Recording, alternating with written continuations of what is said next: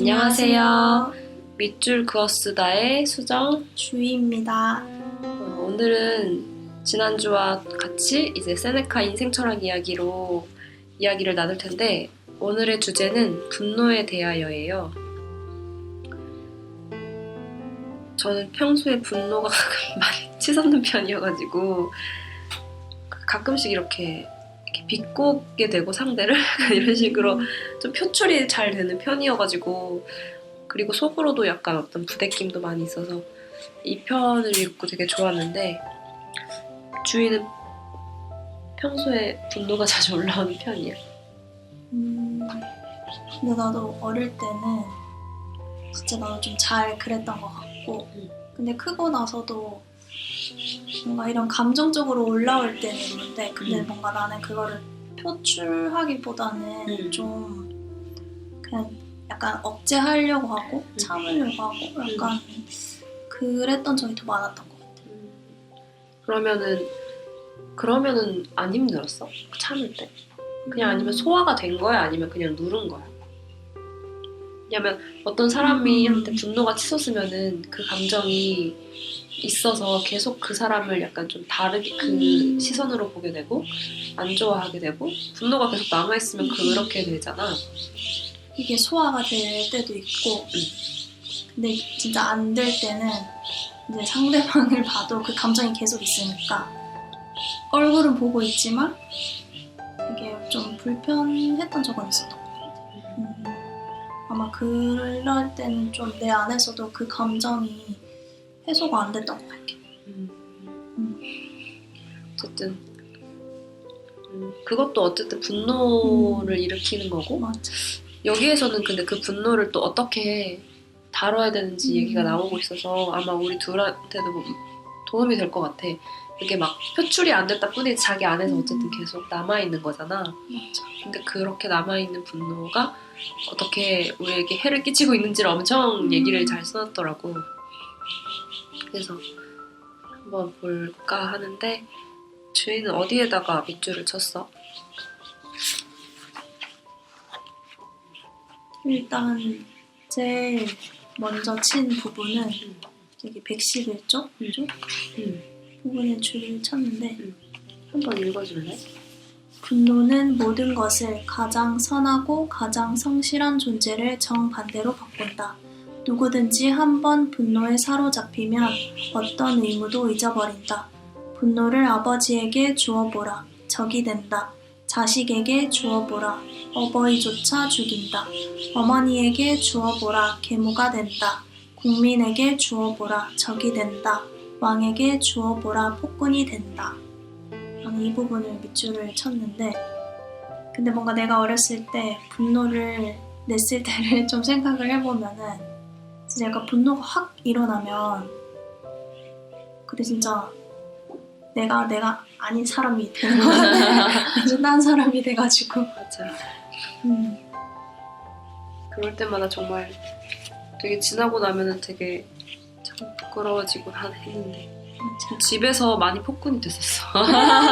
가족들이 사실 제일 화를 내기 쉬운 상대고 그래서 좀 이렇게 막 화를 내곤 했었는데 진짜 그 돌변하게 된다고 해야 되나? 그런 힘이 분노한테는 있는 것 같아. 근데 역사에서 보면은 분노의 역사라고 봐도 될 정도로 모든 전쟁과 사륙과 이런 것들이 진짜 분노를 통해서 나오던데 구체적으로 이렇게 나왔어. 사륙, 독약, 고소와 싸움으로 지내는 피고들의 상복을 온갖 도시의 재앙, 어느 부족의 전멸, 경매 매물로 진열된 어떤 사람의 목, 처마 아래로 내던진 횃불, 성 안에서 그칠 줄 모르는 큰 불, 적의 불길에 비치는 드넓은 영역을 보라. 약간 이렇게.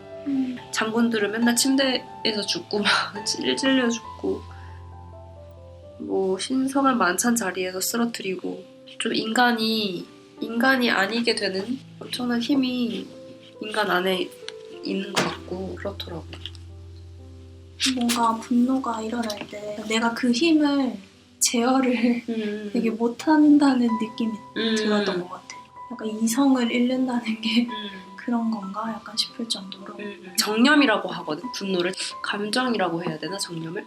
이 정념이 가져오는 결과와 해악에 눈을 돌리면 인류에게 어떤 역병도 이만큼 비용이 많이 든 사례는 없다 이렇게 나와 있어서 진짜 많은 영향을 끼쳤는데 그래서 그렇다면 분노가 과연 뭘까 이거를 정의를 내리고 싶었던 것 같아 세네카가. 그래서 111쪽에 다른 사람들의 말을 통해서 철학자들을 통해서 써놓은 얘기는 뭐냐면 분노는 부정에 대해 복수하고자 하는 욕망이다 이런 얘기가 있고 또 하나는 자기에게 나쁘게 해를 끼친 것으로 여기는 상대를 벌하려는 욕망이다. 또 즉 분노란 해를 가했든가 해를 가하려는 자를 해치려는 마음의 격동이다 라고 이렇게 정의를 내려놓은 게 있었어. 그래서 되게 분노라는 건 이걸 봤을 때 뭔가 반작용적인 힘? 그러니까 일단은 분노라는 힘의 성질이 되게 자발적으로 나오는 것이 아니라 어떤 것에 대해서 이렇게 누군가 반응을 이렇게 뭔가 힘을 가하면 그 힘의 반작용으로서 나오는 어떤 힘, 에너지다 약간 이런 생각이 들더라고. 그리고 그 사람이 나를 해를 끼친다라고, 그러니까 어떤 자기의 안전이나 어떤 명예나 이런 거에 위해를 끼칠 때 그걸 부정이라고 여기서는 얘기를 하던데 그거에 이제 반하는 마음의 격동이라고 얘기를 하는 걸 한번 짚어보고 싶었어. 근데 이 분노는 저 새들 왜 이렇게 시끄러워? 짹짹거리네. 그리고 아리스토텔레스가 분노에 대해서 정의한 게 있는데 그 밑에 보면 그의 말로는 분노란 슬픔을 보복하고자 하는 욕망이다. 어쨌든 자기한테 되게 부정적인 감정을 일으킨 사람한테 복수하고자 하는 그런 욕망이라고 하는 것 같아. 분노라는 건 이런 거구나 라는 거를 좀 정리가 됐었던 것 같고, 동물들한테는 이런 분노가 없대. 동물들은 인간 같은 정념이 없다는 거야. 이 정념은 뭔가 약간 좀 더 어떻게 얘기를 해야 될지 모르겠는데 어쨌든 그 친구들한테도 사랑과 증오가 있고 우애, 갈등, 불화와 협조도 있는데 분노는 없다는 거야. 그러니까 왜냐하면 그게 분노는 악이랑 되게 연결이 되더라고. 근데 이 악은 선과 악은 인간의 마음에만 있다고. 그래서 생각해보면 우리가 동물한테 나빴다라고 말하는 경우가 별로 없잖아. 맞아. 얘가 진짜 나쁜 개다, 나쁜 동물이 뭐 돼지다, 약간 이런 느낌을 안 받잖아. 근데 인간한테는 그 악함이라는 그 느낌이 존재하는 것 같고 그걸 정념이라고 얘기를 하는 거. 정념이 있고 없고로 그 선과 악의 차이가 좀 나뉘는 것 같더라고. 인간에게는 그런 정념을 가지고 있다는 특징, 선과 악을 가지고 있다는 특징 때문에 이런 분노가 일어난다. 나는 이렇게 읽었던 것 같아. 그러니까 나는 이거 114쪽에 약간 밑줄을 그은 게, 그러니까 우리가 분노를 아까도 얘기했는데 뭔가 분노가 진짜 딱 분노가 일어나는 순간 진짜 그게 엄청난 힘처럼 뭔가 나를 제어하지 못하고 막 분출을 하고는 그 다음에 엄청 막 뭔가 내 모습이 막 부끄럽기도 하고 막 찝찝하기도 하고 뭔가 마음에 뭔가 이런 불편함이 남아있잖아. 근데 그게 이제 114쪽에서 여기서부터 보면 인간은 서로 돕기 위해 태어났으나 분노는 파멸을 위해 생겼다. 인간은 모이기를 바란다. 분노는 흩어지기를 바란다. 인간은 이바지하기를 바란다. 분노는 해를 끼치기를 바란다. 인간은 모르는 사람까지도 돕지만 분노는 사랑하는 사람조차 괴롭힌다.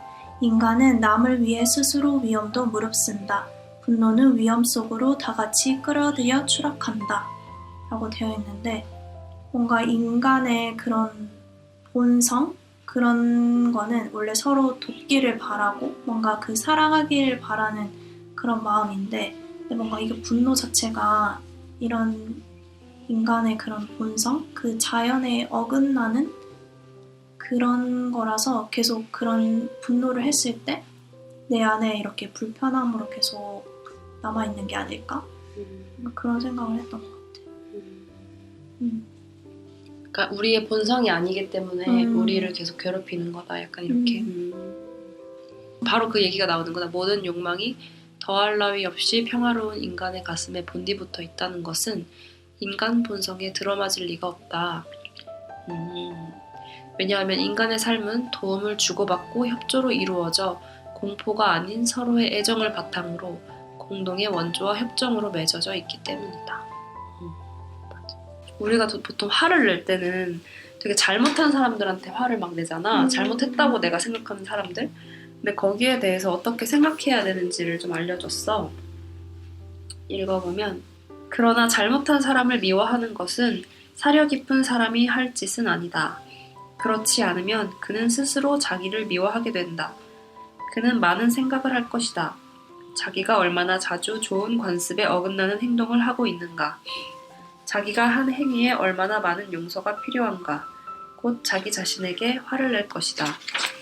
자기에 대한 재판과 남의 재판에 다른 판결을 내리는 것은 공정한 심판이니 아니기 때문이다. 굳이 말하자면 자기를 무죄로 놓아줄 수 있는 사람은 한 사람도 없다. 우리가 이렇게 잘못한 사람을 미워할 때 동시에 우리가 나도 이런 잘못을 했었는데 라든지 이런 게 문득 떠오를 때가 있잖아. 그러니까 사람은 모두 실수를 하고 잘못을 하는데 많은 사람들은 다른 사람들의 잘못에 분노를 한다고 하면 그 사람은 동시에 자기 자신도 그러니까 뭔가 자기 자신에게도 분노해야 되는 사람이 되는 거야.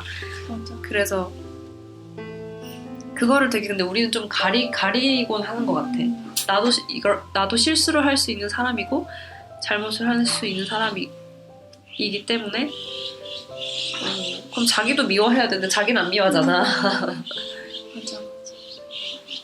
그걸 좀 약간 돌아보라고 얘기를 해주는 것 같더라고. 진짜 정말 나한테는 그렇게 관대할 수가 없어.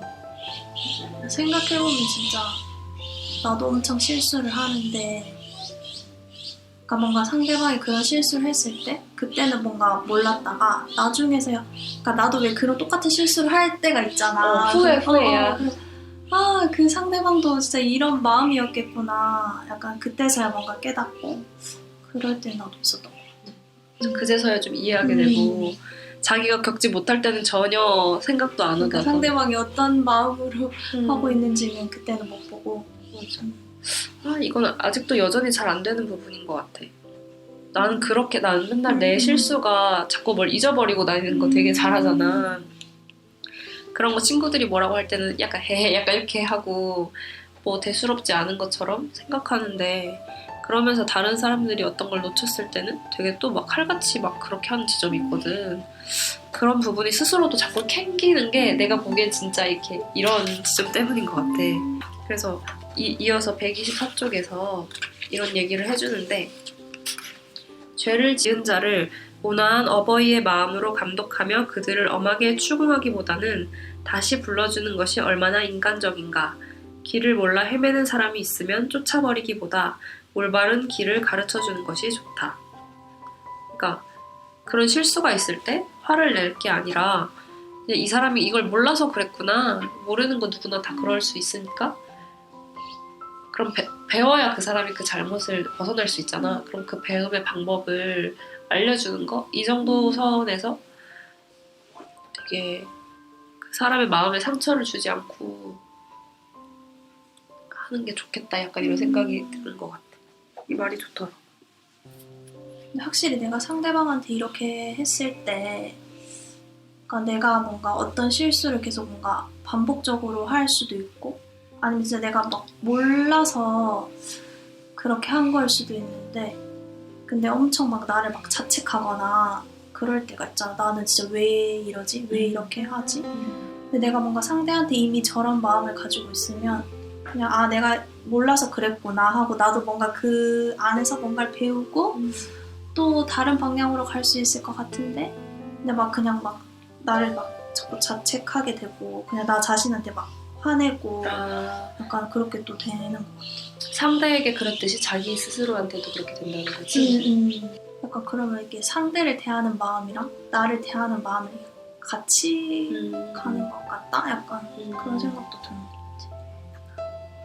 근데 나는 여기서 좀 신기했던 게 그 134쪽에 그러니까 이 부분을 보면 분노는 결코 그 자체에서 일어나는 것은 아니다. 마음이 뜻을 같이 하고 난 다음에 일어난다.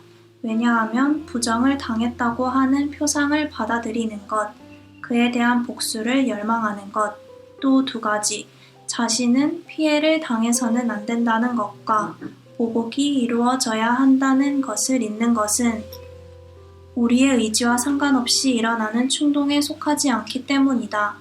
그런 충동은 단순하다. 이에 비해 우리의 경우는 복잡하고 많은 요소를 포함하고 있다. 뭔가를 이해하고 분개하고 단죄하고 복수한다. 이러한 일들은 잇따라 접촉해오는 상황에 마음이 동의하지 않고는 일어날 수 없다. 이 부분 완전 그러니까 뭔가 나는 분노가 그냥 어떤 힘에 의해서 팍 일어나는 거라고 생각을 했는데 그게 아니라 이미 내가 그 분노하려는 그 마음에 그 뜻을 같이 했기 때문에 내가 그 마음에 동의를 했기 때문에 약간 일어난다는 게 좀 놀라웠어. 근데 그 마음의 베이스가 자신은 피해를 당해서는 안 된다라는 전제가 우리한테 있다는 거잖아. 나는 절대로 그래서는 안 되는 사람인데 날 건드렸어. 약간 이거잖아. 맞아. 이 마음이 되게 정말 그런데라고 생각되면 되게 좀 오만하다고 해야 될까 이것을? 그리고 나는 피해를 당해서는 안 되고 그렇기 때문에 무조건 복수를 해야 된다. 약간 이런 마음인 거잖아. 상대한테 그 분노로 약간 복수를 하는 거잖아. 그 마음이 참 너무 내가 이런 마음을 가지고 있는지 몰랐어. 맞아. 이제 나 딱 그 문장을 보면서 아 진짜 나밖에 없었구나 약간 그런 생각도 들었던 것 같아. 근데 이게 우리가 그 분노는 당연히 일어나야 된다고 동의했기 때문에 또 일어나는 거잖아. 분노하는 그 마음 밑에 진짜 뭐가 있는지는 생각해보면 딱히 곰곰이 생각해본 적이 없었던 것 같아. 그냥 상대가 이렇게 하니까 내가 지금 너무 화가 나 약간 이것만 있지. 그 마음 밑바탕에는 뭐가 있는지는 진짜 생각을 못했는데 이렇게 얘기를 하니까 내 안에도 약간 이런 마음들이 있었구나. 엄청 좀 충격적이면서도 되게 놀라웠어. 이 뒤에서 그 분노가 일어날 때 여기 158쪽에 보면은 분노의 가장 좋은 대처법은 미루기다. 분노의 맨 처음 일을 허용하기 위해서가 아니라 판단하기 위해 시도하라. 분노에는 처음에는 거센 돌진이 있다. 기다리는 동안 멎을 것이다. 분노를 한꺼번에 없애려고 하면 안 된다. 조금씩 줄여간다면 모두 정복할 수 있다. 뭔가 여기에서 분노의 가장 좋은 대처법이 미루기? 그러니까 뭔가 처음에 이렇게 막 욱하고 화가 나려고 할 때 뭔가 나는 이 미루기가 되게 심호흡하는 거? 그것도 하나의 뭔가 대처법이 될 수 있겠다. 그러니까 뭔가 내가 딱 화가 올라오려고 할 때 그냥 잠깐 이렇게 뭔가 심호흡을 하면은 뭔가 그 감정이 다시 가라앉으면서 좀 더 그 상황을 좀 이성적으로 볼 수 있게 해주는 것 같아. 보통 너가 하는 대처법이야? 근데 나도 엄청 이게 막 그냥 감정적으로 너무 확 올라올 때 나도 그게 잘 안 되는데 근데 나도 내가 감정이 지금 올라오고 있다는 걸 좀 알아챘을 때는 그렇게 심호흡하고 하는 게 조금 도움이 많이 됐던 것 같아. 이거는 정화스님이 해준 얘기인데 그렇게 딱 뭐가 올라왔을 때 90초만 그 호흡하면서 그게 지나가기를 기다리라고 이게 얘기를 해주시더라고.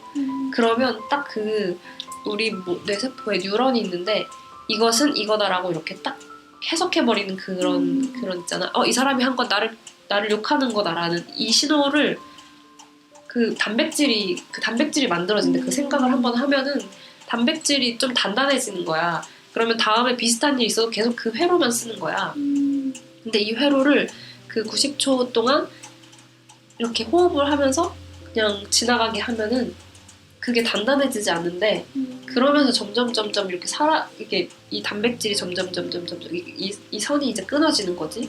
뭔지 신기하다. 그렇지. 이 얘기랑 완전 똑같지 않아? 그래서 그 뭐 한꺼번에 이렇게 막 근데 딱 내 분노를 확 막으려고 하면 어떤 몸에서 엄청 저항감이 엄청 느껴지거든. 근데 여기서 처음에 한꺼번에 없애려고 하지 말고 조금씩 줄여가라고 이렇게 얘기를 하잖아. 그게 좀 괜찮은 방법일 것 같다는 생각이 들어. 뭔가 되게 이걸 듣는 사람들한테 되게 좋은 팁이 될 것 같아. 그리고 그 감정을 허용하기 위해서가 아니라 판단하기 위해서 시도하라는 거 있잖아. 내가 올라온 이 감정이 무엇일까? 어떤 것에서 온 것일까? 어떤 마음에서 이게 올라온 것일까를 판단하라는 거잖아. 그리고 이 상황이 어떤 상황이고, 그러니까 좀 넓게, 되게 좁게 보는 게 아니라.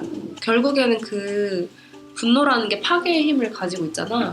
자기 힘을 좀 자기의 삶을 좀 황폐화시키는 힘을 가지고 있고, 근데 그런 것들을 자꾸 이제 뭔가 벗어날 수 있게 하는 여러 가지 얘기들을 뒤에서 많이 해줬더라고. 너는 어디를 많이 읽고 싶었어? 나는 여기 42번 여기서부터인데 여기 같이 한번 읽어볼까? 무엇보다 도움이 되는 것은 숙명적인 죽음을 생각하는 일이다. 누구든지 자신과 다른 사람에게 이렇게 말해야 한다. 마치 영원히 살기 위해 태어난 듯이 분노를 선언하여 짧은 인생을 흩어버려 어쩌자는 것인가. 기쁨 있는 즐거움에 쓰도록 허락받은 날들을 다른 사람의 고통과 자책으로 채워 무엇이 기쁜가. 그대의 재산에는 손실의 여지가 없고 헛되게 쓸 수 있는 시간도 없다. 우리가 왜 싸움으로 돌진해야 하는가? 어째서 투쟁을 내 몸에 불러들이는가?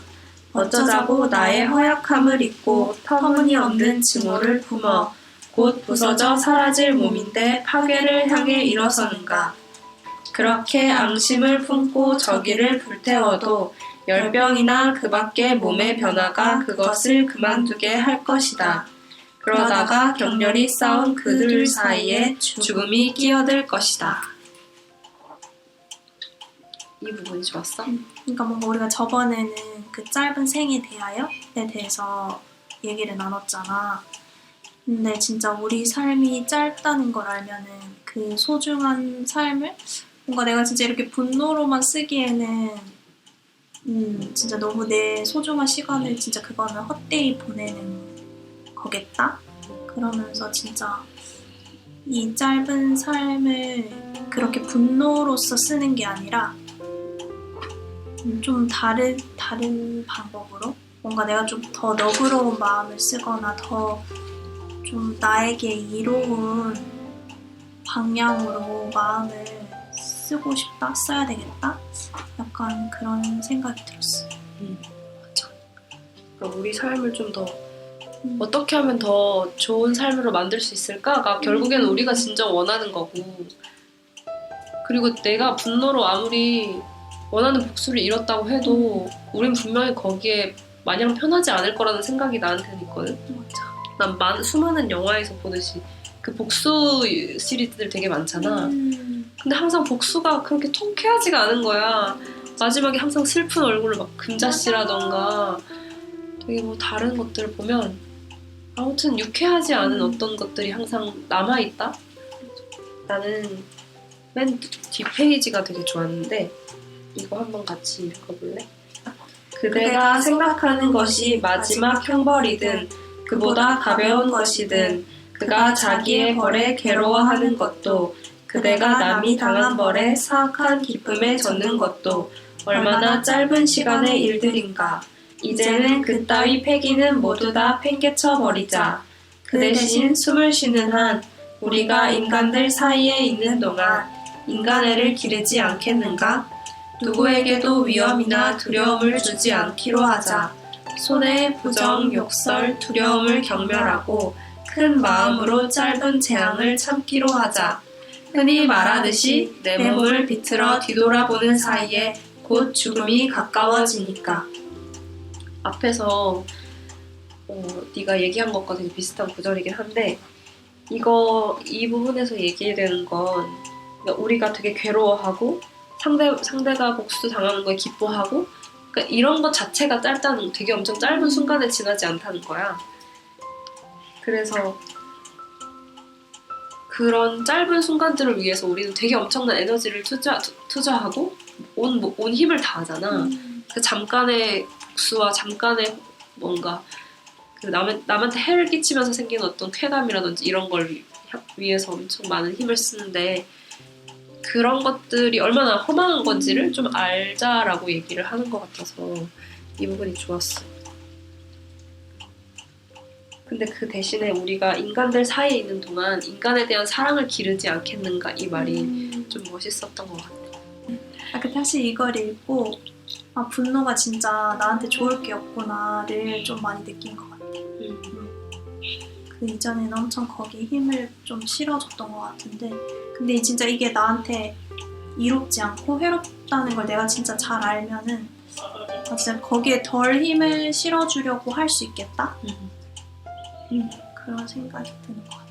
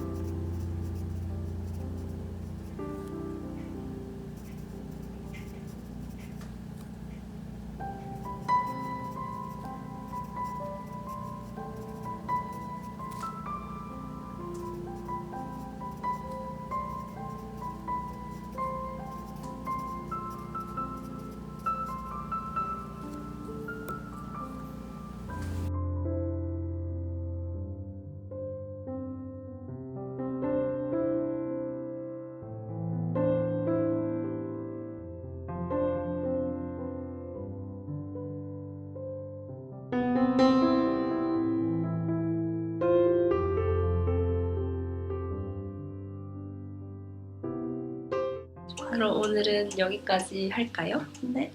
다음 주에는 뭘 읽을지 아직 정하진 않았지만 재미있는 책을 들고 다시 오던가 아니면 뭐 세네카 인생 철학 이야기에서 다시 할 수도 있고 한번 고민을 하고 네. 그리고 다음 주에는 아주 새로운 사람과 할 수도 있잖아. 어떻게 될지 모르는 줄거였어. 그러면 다음 주에 또 재밌는 책을 가지고 또 만나도록 합시다. 네. 안녕. 안녕.